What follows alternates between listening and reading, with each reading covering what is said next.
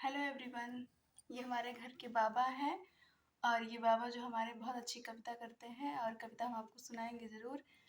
और ये बाबा जो हमारे हैं मॉर्निंग में उठ जाते हैं 3 बजे। हम लोग को भी बोलते हैं कि 4 बजे उठ के टहलो, पर हम लोग जानते हैं आज की पीढ़ी है, हम लोग बहुत ही ज़्यादा है, बिस्तर से निकलना नहीं चाहते, ऊपर से इतनी ठंड में बिल्कुल नहीं निकलना चाहते हैं।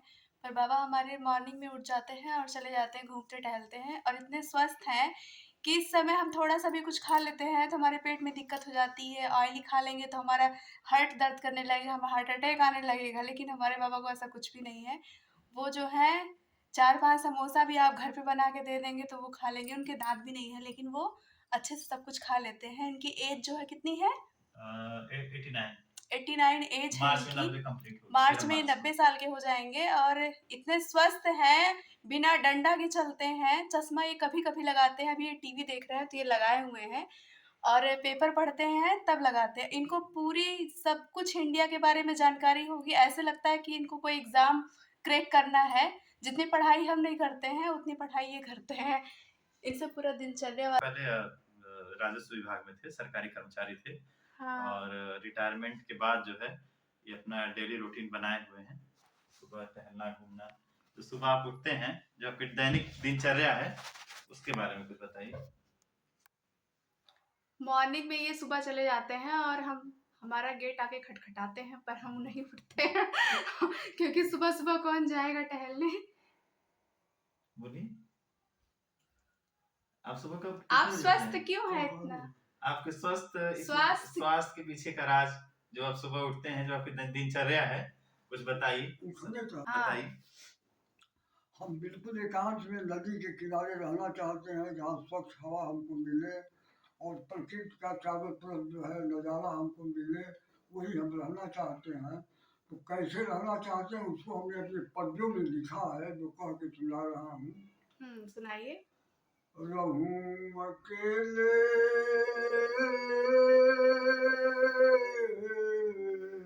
रहूं अकेले निर्जन में रह सघन विटप की छाया हो रहूं अकेले निर्जन में रह सघन विटप की छाया हो बांस पात से निर्मित मेरा सुघर सलोना माचा हो पास में बहती दरिया जिसमें निर्मल जल की धारा हो दूर दिशा तक श्वेत रेणुका दिखता उभय किनारा हो तरुणाई के दंपति सुख का गुजरा हुआ जमाना हो रहूं अकेले निर्जन में जह सघन विटप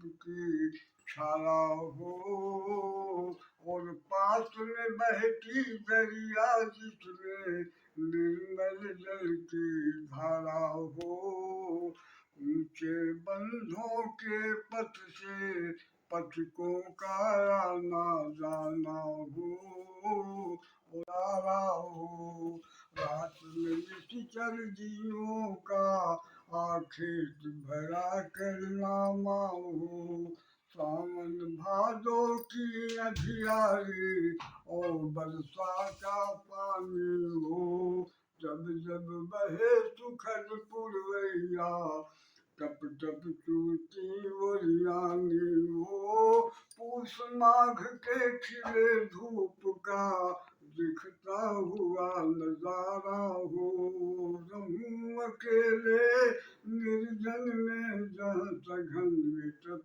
की छाया हो ये रहना है। यहाँ आपकी रहने की इच्छा है। यहाँ अब रहने की इच्छा है बाबा की, दोस्तों जहाँ ये शांति हो। बाबा ने हमारी एक रहने की प्रवृत्ति कहीं न कहीं इस उम्र में, जैसे हमारे आपकी उम्र में होता क्या है कि पार्टी, बहुत लोगों के भीड़-भाड़ में कहीं न कहीं आजकल की जो हमारे ऊपर वर्क प्रेशर हैं, तो हम लोग भीड़-भाड़ की ही लाइफ़ बिताते हैं, मगर फिर भी उसमें अकेलापन महसूस होता है। और एक उम्र के बाद चाहे महफ़िल हो, भीड़ हो, जमावड़ा हो, सब चीज़ों से जब मन भर जाता है या कहीं न कहीं आदमी व्यथित हो जाता है या उसका हमसफ़र कहीं साथ छूट जाता है, कहीं न कहीं परिस्थितियाँ भी उसपे एक बैड इफ़ेक्ट डालती हैं। उस सिचुएशन में आदमी एकांत रहना चाहता है अपने कंडीशन के हिसाब से। तो बाबा ने हमारे कहीं न कहीं अपनी उम्र के हिसाब से नदी, झरने, पहाड़ वगैरह काफ़ी देखे हैं, तो इनकी इच्छा ऐसी ही है कि हम एक झरना, नदी के किनारे बहुत ज़्यादा व्यवस्था में नहीं, एक झोपड़पट्टी में और सात्विक जीवन बिताएँ। बहुत चहल-पहल वाली ना लाइफ़ हो, पंछियों के बीच, जानवरों के बीच। तो उसी पर उन्होंने अपना अनुभव लिखा है, वैसी जगह रहना चाहते हैं और